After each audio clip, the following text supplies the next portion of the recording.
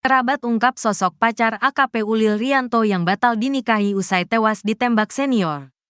Kasus tewasnya Kasat Reskrim Polres Solok Selatan AKP Rianto Ulil Ansar ditembak oleh Kabak Ops Polres Solok Selatan, AKP Dadang Iskandar meninggalkan duka mendalam. Pasalnya AKP Rianto Ulil Ansar sudah berencana untuk menikah dengan kekasihnya yang merupakan seorang polwan. Namun niatnya itu tidak terwujud setelah terjadinya peristiwa penembakan.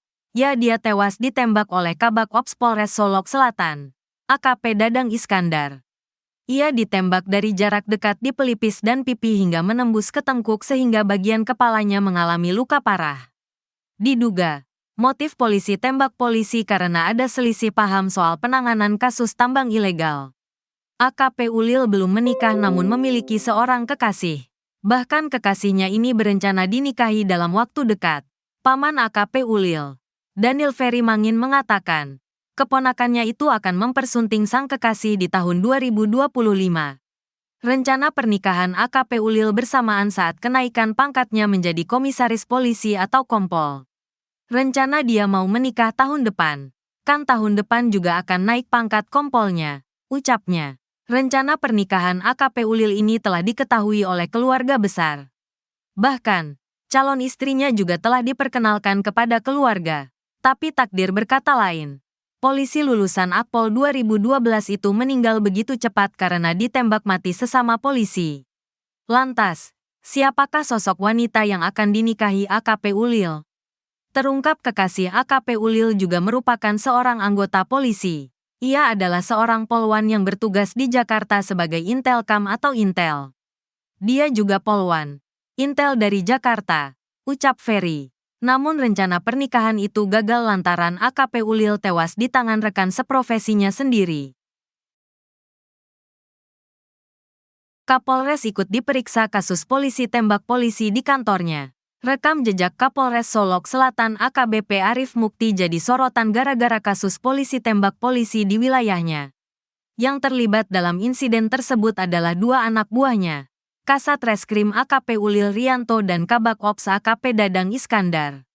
AKP Dadang menembak AKP Ulil hingga tewas pada Jumat, tanggal 22 November tahun 2024, dini hari. Kapolres Solok Selatan AKBP Arif Mukti pun ikut disorot lantaran 7 selongsong peluru pistol milik AKP Dadang ditemukan di rumah dinasnya. Sementara 2 selongsong peluru ditemukan di lokasi penembakan yang berada di parkiran Mapolres Solok Selatan. AKBP Arif Mukti ternyata telah menjabat sebagai Kapolres Solok Selatan sejak tahun 2022 lalu. Saat itu dirinya menggantikan AKBP Teddy Purnanto. Sebelum menjabat sebagai Kapolres Solok Selatan, dirinya menjabat sebagai Kasubdit 1 Ditreskrimsus Polda Sumbar pada tahun 2021. Dikutip dari berbagai sumber, sebelum dimutasi ke Polda Sumatera Barat, AKBP Arif Mukti ternyata juga pernah menjabat sebagai Kabak Ops Polres Lamongan pada tahun 2015. Kemudian ia diangkat menjadi Wakapolres Lamongan pada tahun 2017. Setahun berjalan, Arif Mukti kembali dimutasi sebagai Wakasatlantas Polrestabes Surabaya. Setelah naik pangkat dari Kompol menjadi AKBP, Arif Mukti pun diangkat menjadi Kasubdit Dalmas Polda Jatim tahun 2020, sebelum bertugas ke Polda Sumatera Barat. Terungkap tabiat AKP Dadang Iskandar polisi tembak polisi saat diinterogasi. Terungkap tabiat AKP Dadang Iskandar, Kabak Ops Polres Solok Selatan yang menembak mati Kasat Reskrim Polres Solok Selatan, AKP Ulil Rianto Ansari. Setelah menembak mati AKP Ulil Rianto Ansari, AKP Dadang Iskandar justru meninggalkan rekannya itu dalam kondisi sekarat di parkiran Polres Solok Selatan, Jorong Bukit Malintang Barat, Nagari Lubuk Gadang, Kecamatan Sangir, Kabupaten Solok Selatan, Sumbar, pada Jumat, tanggal 22 November tahun 2024, dini hari. Dengan santainya dia melenggang meninggalkan parkiran Mapolres Solok Selatan menggunakan mobil dinasnya Isuzu D-Max. Setelah berbagai upaya yang dilakukan penyidik, AKP Dadang Iskandar lalu menyerahkan diri dengan mendatangi kantor Polda Sumbar. Namun, video pengamanannya saat menyerahkan diri viral di media sosial, di mana Kepulauan Dadang Iskandar terlihat tidak diborgol dan masih sempat merokok saat berada di kantor Polda Sumbar.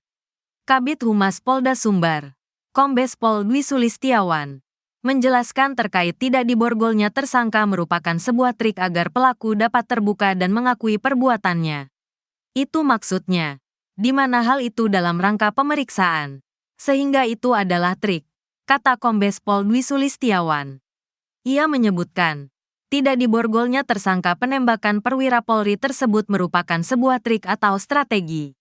Jadi itu trik atau strategi, supaya pemeriksaan itu lancar, sebutnya.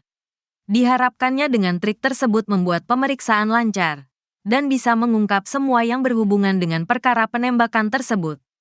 Dikasih minum, dikasih makan, dan rokok. Jadi itu trik atau strategi untuk melakukan pemeriksaan, tegasnya. Trik tersebut dimaksudkan agar tersangka bersedia untuk bercerita secara jujur dan memberikan informasi. Dwi menyebut AKP Dadang tengah mengalami gangguan mental. Kita saat ini menghadapi anggota yang sedang gangguan mental begitu. Sehingga kalau kita nanti pakai dengan kekerasan tentu dia nanti enggak akan terbuka. Jadi kita baik-baikin supaya dia terus terang bicaranya begitu, kata Dwi saat dihubungi Tribun News, Jumat, tanggal 22 November tahun 2024.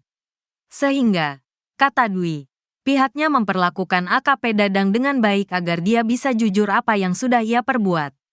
Jadi, terkait foto-foto yang beredar itu yaitu pada saat pemeriksaan yaitu upaya-upaya supaya pelaku ini mengaku benar-benar terbuka. Jadi ya kita baik-baikin dulu begitulah kira-kira, jelasnya. Terkuak motif sebenarnya AKP Dadang tembak AKP Ulil terkait pelaku tambang ilegal. Di Reskrimum Polda Sumatera Barat, Sumbar, Kombes Pol Andri Kurniawan mengatakan, penyidik menjerat AKP Dadang Iskandar pasal berlapis, yakni pembunuhan berencana, pasal 340 KUHP subsider pasal 338 KUHP dan subsider pasal 351 ayat 3. Adapun kata dia, AKP Dadang diancam hukuman pidana mati atau seumur hidup. Pemeriksaan tetap masih berlanjut, pendalaman dan meminta keterangan ahli lainnya, kata Andri saat konferensi pers di Mapolda Sumbar, Sabtu, tanggal 23 November tahun 2024, siang. Andri menjelaskan, berdasarkan pemeriksaan terhadap tersangka, motif dirinya menghabisi nyawa Kasat Reskrim Polres Solok Selatan AKP Rianto Ulil karena rasa tidak senang dengan penegakan hukum yang dilakukan terhadap rekanannya. Ketika yang bersangkutan, AKP Dadang, mencoba meminta tolong kemudian tidak ada respons, selanjutnya yang bersangkutan melakukan penembakan, ujarnya. Jadi sementara keterangan tersangka kami dapatkan, tentu kami penyidik mendalami. Iya, backing, ini akan kami dalami kembali terkait perannya dalam tambang ini, imbuh Andri.